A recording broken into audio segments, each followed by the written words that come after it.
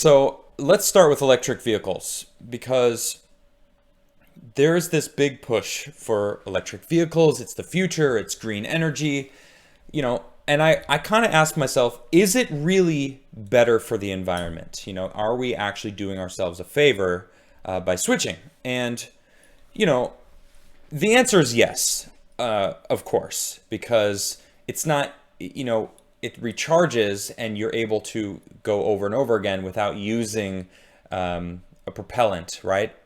Fossil fuels. But that isn't to say that it isn't without its dirtiness, I guess. It's still detrimental to the environment because we have to go mine the minerals to now make and replace all of the gas, coal, plants and cars that are out there, and that in itself isn't very clean. And I'm going to go over that. But let's start with this because I found this. This is from Live Science. Is an electric car better for the planet? And it says it depends on how we make electricity that powers these cars. And it also depends on I guess that's actually the main point of it. But it also requires us to mine batteries and lithium and cobalt, and there's a list, I think iron as well, a bunch of different things to actually create the batteries. Let's see here. Which is better for Earth, an electric or gas-powered vehicle? The answer to this question might seem blindingly obvious. Of course, electric cars must be better for the environment because they don't have exhausts, so they don't emit greenhouse gases as they drive. However, EVs, electric vehicles, aren't perfect and they come with their own set of polluting problems. Notably, their battery contains components such as lithium that require a significant amount of energy to source and extract. Which, by the way, they don't use electric vehicles to extract this stuff. I don't know if you know that. But battery production is just one part of an electric car's lifespan. A 2014 study published in the journal Proceedings of National Academy of Sciences looked at the entire life cycle of an EV's emissions, from mining the metals required for the batteries to producing the electricity needed to power them, then compared this with the average emissions of a gas-powered vehicle. The team found that when electric vehicles are charged with coal-powered electricity, they're actually worse for the environment than conventional gasoline cars. In much of the world, however, national grids are now clean enough for EVs to beat their gasoline-powered counterparts when it comes to pollution and greenhouse gas emissions during their lifetimes. Only when connected to the dirtiest coal-heavy electric grids do gasoline internal combustion engines become comparable to EVs on a greenhouse gas basis, said Colin Shepard, a researcher with expertise in energy and transportation systems engineering at the Lawrence Berkeley National Laboratory in California. There are a few places where the electric grids are still supplied entirely or mainly by coal. This may come as a surprise to many of you, but it's China as one of them. In 2019, it was estimated at 58% of the country's power supply came from coal, and it's likely that some parts of China are still entirely supplied by coal. However, China's grid is improving with more investments in renewables. For example, it has twice the wind energy capacity as the US, and it builds more solar panels per year than any other countries, according to Nature magazine. This pattern of improvement, more renewable energies and fossil fuels, is a global one, and it helps to boost the environmental credentials of electric vehicles, said Gordon Bauer, an electric vehicle researcher at the International Council of Clean Transportation in San Francisco. As grids become greener, during the lifetime of an electric vehicle, it's only going to get better. I mean, and this makes sense, right? We are not built currently for an electric lifestyle. And it's only a shame that we didn't listen to Nikola Tesla 100 years ago when we could have based our entire system on free energy. That's right, he was able to create devices that sent energy out into the air. I don't know if you know much about Nikola Tesla. He was, in fact, the first person I did a deep dive on. Incredible man. And he designed a lot of insanely amazing things that we still could learn from and probably use to help us maybe charge cars naturally from the Tulare current, for example, which is just something that would be absolutely incredible.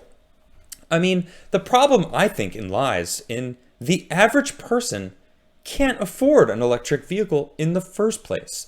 You know, these electric vehicles, they are not cheap. Here is the cheapest electric vehicles currently. I mean, obviously, these are brand new, 2021, $30,000 for a new electric vehicle, Mini Cooper. Let's see, the Nissan Leaf, $32,000. The Hyundai Ioniq Electric, $34,000. Chevrolet Bolt, $37,000. And then, of course, we got the Tesla at $41,000. And then, of course, Mustang, whatever, that's $43,000, but that's not really what you would be getting anyway. But these things are not cheap. It's, you know, hybrids. I actually have a hybrid myself. They are great, but they're, you know, they still use gas. You know, I have a hybrid SUV. It's great. It gets 30 miles to the gallon, which is fantastic, but you know, it's not full electric. Maybe it could be converted someday. I'm not sure, but you know, these things are not really attainable for the average person. I don't think personally. It's you know, it seems like, you know, spending $40,000, $30,000 on a car is absolutely ridiculous because that's a lot of money. I mean, $10,000 is a lot of money for the average person, I think. You know, it's anyway. You know, I'm getting sidetracked, you know, because it feels so. Yeah, of course, we'll all just switch to, you know, go ahead and just buy a new car. You know, I got this a lot when I was going vegan. For example, I still wear my leather boots. And you know what? Some vegans get pissed at me for it, and I don't care. I'm not going to spend $350 on new boots that suck, right? I have boots. I'm not going to get rid of them. I really went vegan for health reasons, you know. I'm not, yeah, I'm against animal cruelty, of course, but, you know, am I going to get rid of, am I saving an animal for getting rid of my leather boots? No. Now, one could argue that using a gas vehicle is bad for the environment, but using gas vehicles to mine, for lack of better words, the crap out of the earth is way worse. Or, hey, maybe we should call out China for being completely on coal in some areas. Almost 60% in the entire country runs on coal still. Where you at, Greta Thunberg? Huh?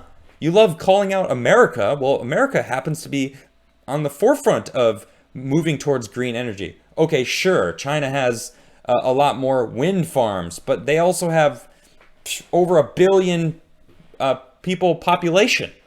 Yeah? I mean, it's crazy. And they produce everything. And they're ranking in money from literally every single country. Of course they can afford it. That's what happens when you give all of your production over to a solitary country like China. They suddenly start ranking in the money. And that's what they've been doing.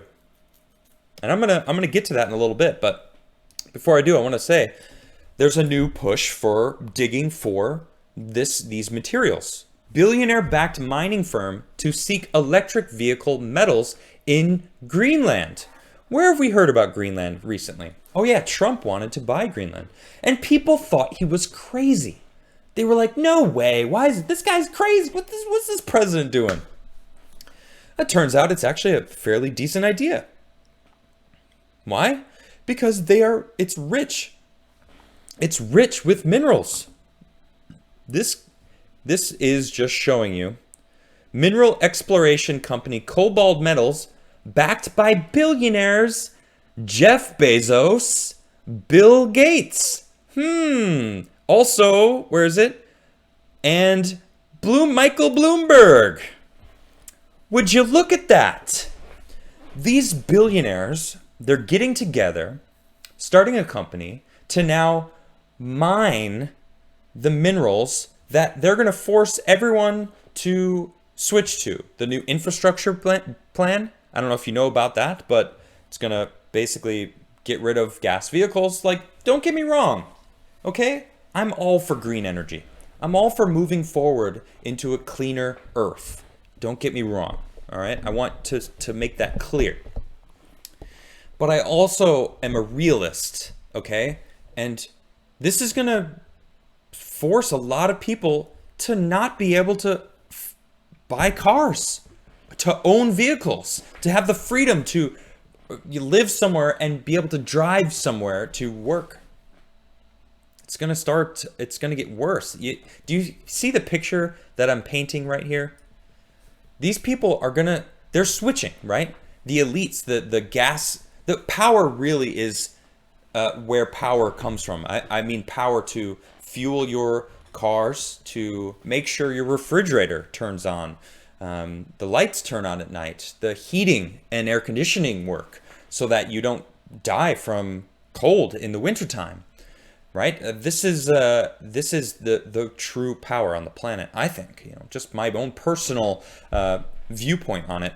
And these guys, Bill Gates, not to bring up all the other stuff why I don't trust that man, right? He's buying farmland in America, and now he's buying, he's not buying Greenland, but they are basically, Cobalt is the company that they're now backing to go mine Greenland, so that they're going to be raking in even more money by forcing the world to switch to electric vehicles.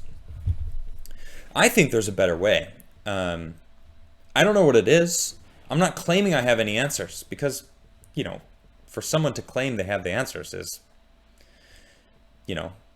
of course, obnoxious.